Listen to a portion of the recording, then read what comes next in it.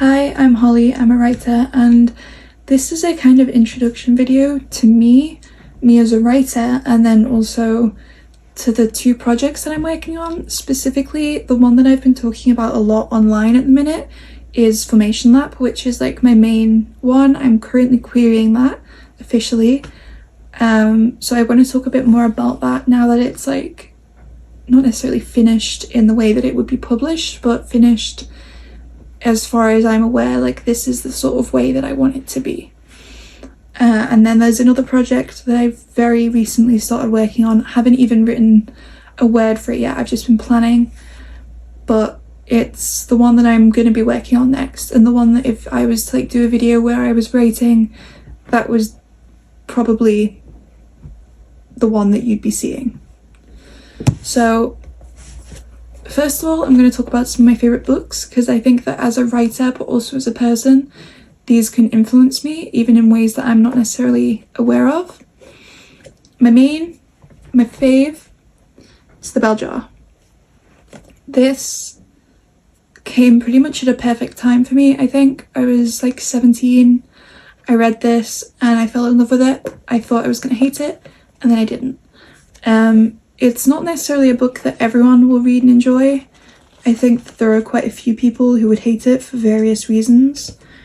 But for me, this was like something that really influenced me in a positive way. You know, I took the stuff that sort of made sense, and I discarded the stuff that wasn't so nice about it. And I think that for me, this is like the one book that when I'm having a really rough time and I just need to read something that I know and I can trust, it's this. Another book that kind of really made me feel, and like if I was to ever influence somebody with my writing in sort of the way that it made someone feel, the way that this book made me feel, this is The Fountainhead, and I loved this. And I'm not going to say too much about this because, again, there's a lot about this that isn't like the author, for example. I think especially I read a lot of modern classics. Like, I'm a modern contemporary reader more than I'm in any other kind of era.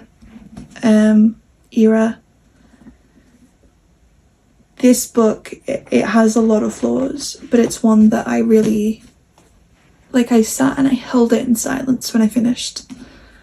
And I think if ever someone felt the way that I did at the end of my book that I've written, I would have succeeded. Flowers for Algernon. This is another book that really impacted me. I cried so hard when I read this.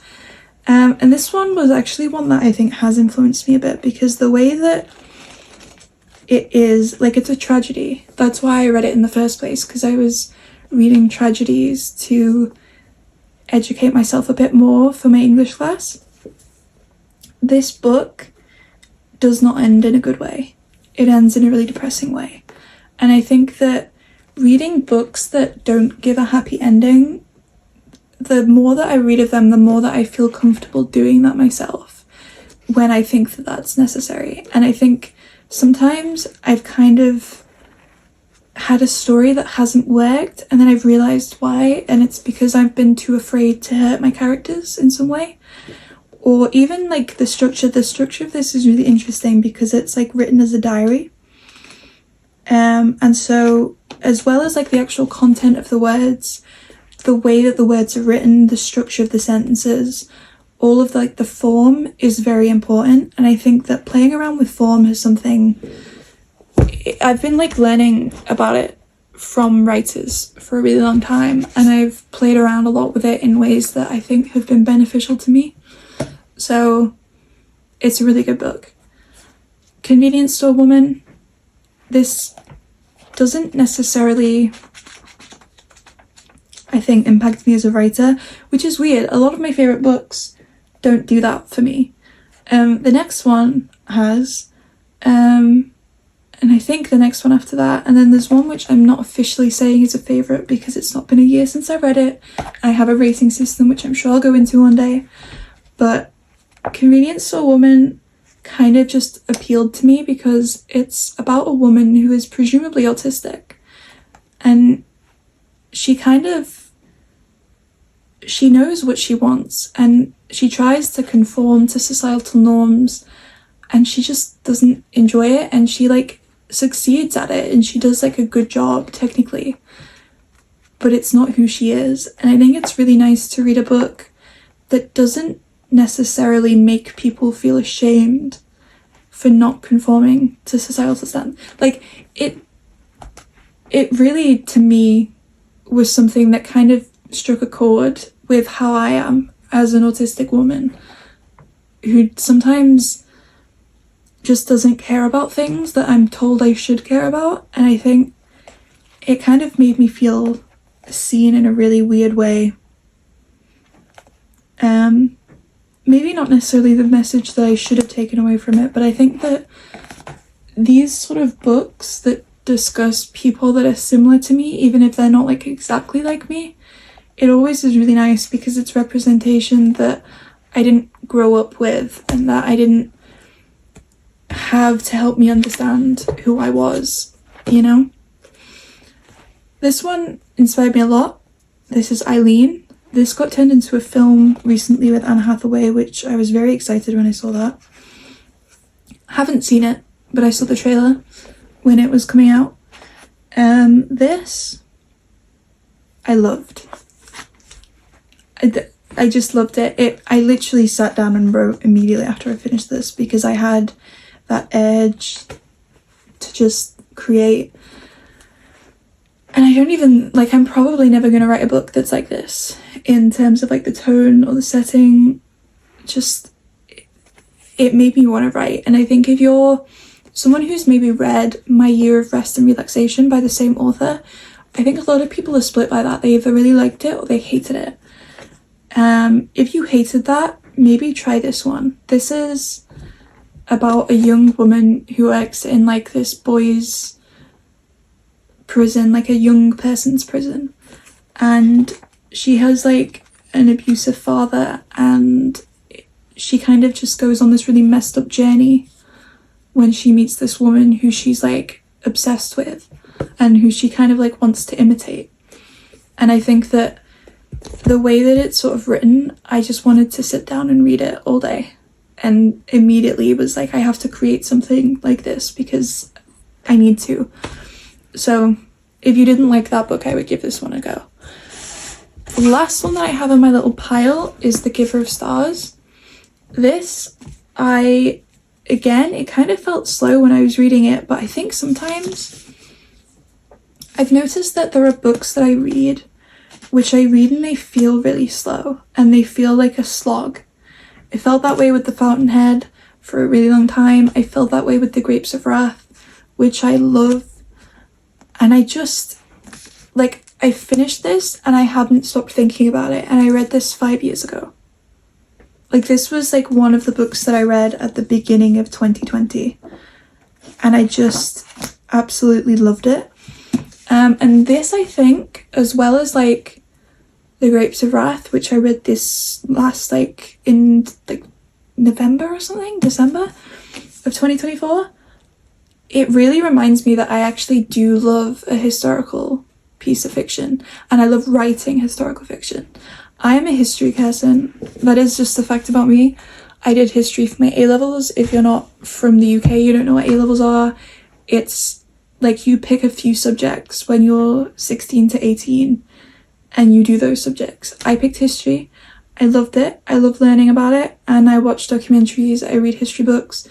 I'm just fascinated by history, every single piece of it. Anything that's like remotely interesting, I want to learn about it.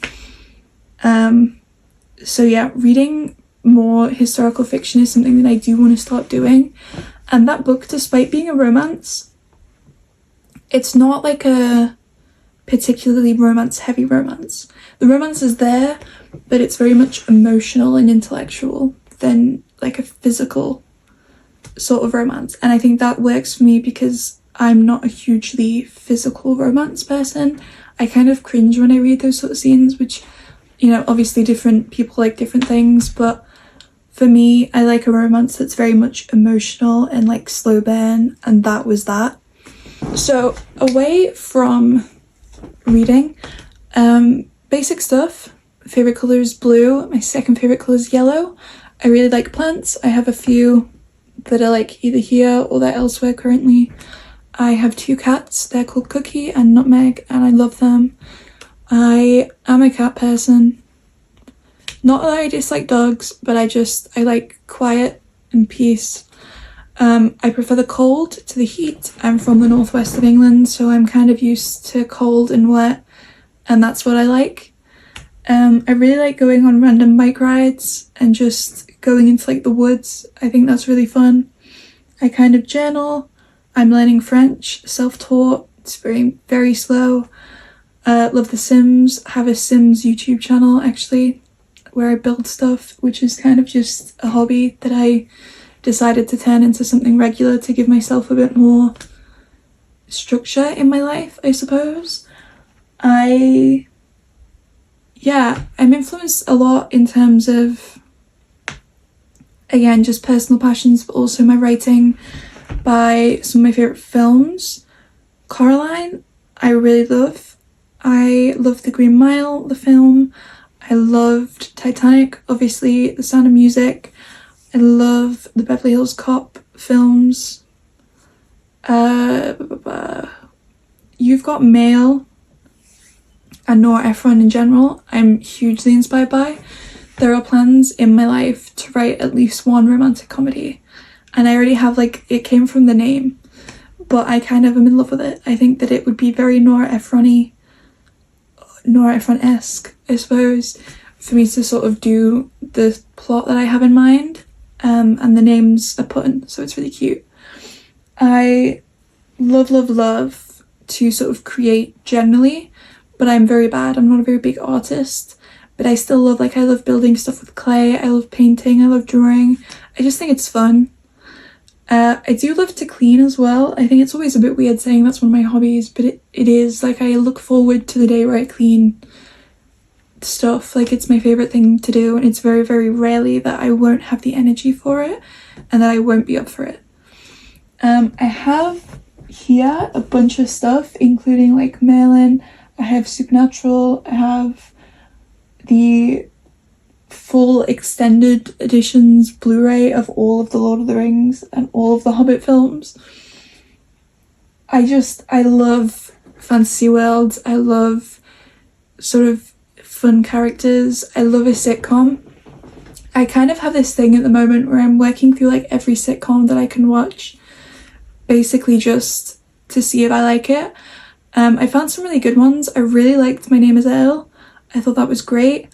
I loved The Goldbergs, which I wasn't even like properly intending to watch to begin with. And then I think, like, for example, like Friends and Seinfeld, the sort of classics, and also just generally like classic films, romantic comedies especially. Like, I work through everything. In terms of music, I'm primarily a rock or pop person, but again, I'll listen and like care about pretty much everything. If I think it's interesting, I think it's interesting. I don't think there's a single genre that I've not listened to a single thing, like one single song, and I've not given it a fair shot. And if I like it, then I like it, you know? There's a lot of variation in my playlist. It's a bit of a mess, but it's my playlist and I love it and it works. And again, yeah, I'm autistic, so sometimes I like things because they hit a part of my brain kind of right, and it feels great. I'm also someone who has anxiety and depression, so again, there are some things that just, the most random things that kind of give me a little serotonin boost. Obviously, I'm going to keep enjoying those. I love baking as well, going for walks, again, woods especially, but also like the beach. I love Paris. I'm hoping one day to move there, which is a very stereotypical goal, but one that I really want it so badly. It's crazy. And yeah, I don't know. It's kind of hard to summarize a whole person, but I think that's kind of the basics. That's stuff that impacts me a lot. So, away from the books, quickfire facts. I love the colour blue, it's my favourite. I also really like yellow. I love plants, I love cats. I have 2 cats, they're called Cookie and Nutmeg. I love The Sims. I have a whole channel on YouTube dedicated to building places in The Sims. I also obviously really love reading generally. I love watching TV, films, especially stuff from like pre-2000s. I think that romantic comedies from sort of like any time before the 2010s were amazing. I love like a chick flick. I absolutely love them. Nora Ephron, huge inspiration for me. I have at least one book that's like going to be a romantic comedy inspired by those sorts of like You've Got Mail, Sleepless in Seattle, for example, specifically. I have a bit of an obsession with finding new sitcoms to watch. I've watched so many. Ones that I've really loved are My Name is Earl, and really enjoyed The Goldbergs actually recently. In other words, I love everything. I'll watch anything and everything as long as it sounds vaguely interesting, or even if it doesn't. I'll do the same thing with music. I have such an eclectic taste that it's ridiculous. It's so difficult for me to like buy albums. I collect records like for a record player because I love that and I love playing them and I love having them physically. I used to collect CDs as a kid, now it's records. But it's so hard getting them because sometimes I'll have like 5 songs by an artist, sometimes I'll have 1 song, and then sometimes it's literally every single thing that they've ever made. It's crazy, but anything that like interests me, I like it. I don't box myself in. And I'm the same with my writing. And I think that that's something that's really important right off the bat to say. I will write a sort of romantic comedy, but I'll also write something that's really horrific, something that's like kind of gory. I'll write something that's really upbeat and kind of, fun in the way that I would say that my main project that I'm querying is. But I'll also then write something that's hugely critical of like the government or certain things in the real world that I don't agree with. It very much for me is about when I have an idea, does not matter what that idea is. If I think that I could make a book out of it, I'm going to. Obviously that's kind of difficult for publishing. I don't expect that my publishing journey is going to be about necessarily the idea that I'm most passionate about getting published next.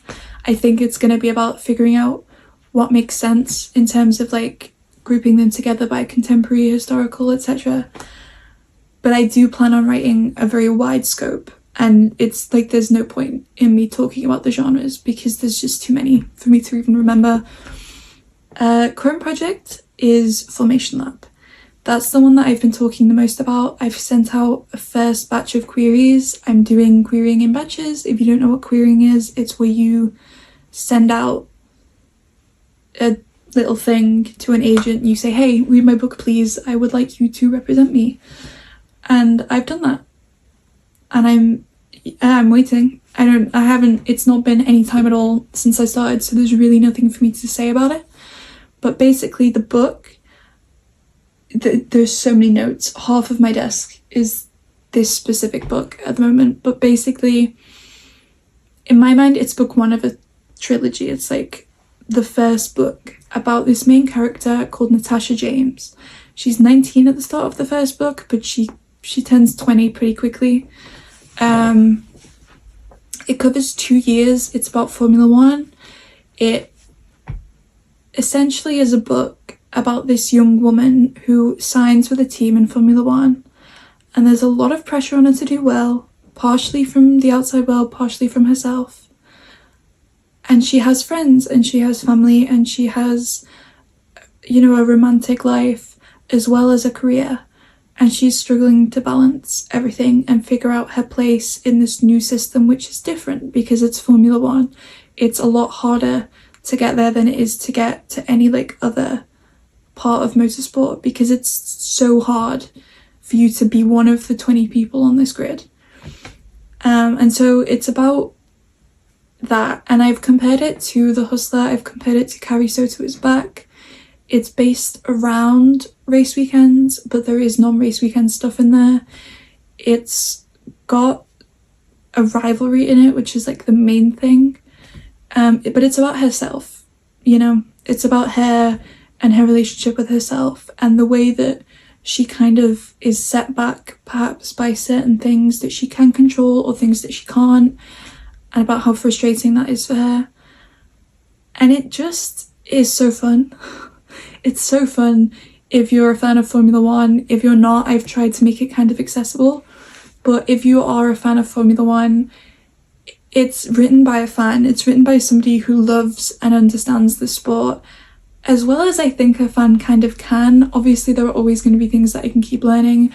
I am educating myself a lot. I'm reading non-fiction and sort of, you know, Googling things that I don't understand. I've learned so many random things since I started this book. But it is a book about Formula One, and it's got race sequences. And if you as an individual are interested in sort of, you know, learning about women who are in male-dominated spaces, I think that this book is something that's kind of fun. But also that's something that you might actually kind of feel an emotional connection to, which is kind of, you know, it's a response that I've had, and it's kind of crazy when you share a book with somebody and then they get back to you and they say that they loved it, that they feel so connected to this character, that they want to learn more about them, that they want to continue reading, and that they would reread your book because they liked it, you know? I think that that's been a really fun experience, and getting to write about Formula One, so fun. Like, I can, it's so impossible for me to emphasize this. This is a book about something that I love so much, and I feel like it comes across, and it should be something that you read and you feel that energy. And yeah, I think it's great. Of course I think it's great, it's my book, but I you know, I'm allowed to think that, and I think that it's probably good that I have that opinion going forward, because I am gonna get rejections. But I'm gonna keep updating on that process because I'm trying to get it published, obviously. And I have been sharing quite a lot on TikTok about like specific quotes and the process, but basically I am now querying it, and I would like to try and get an agent with it and then try and get it published. So you're probably going to hear a lot about it. So that's that project.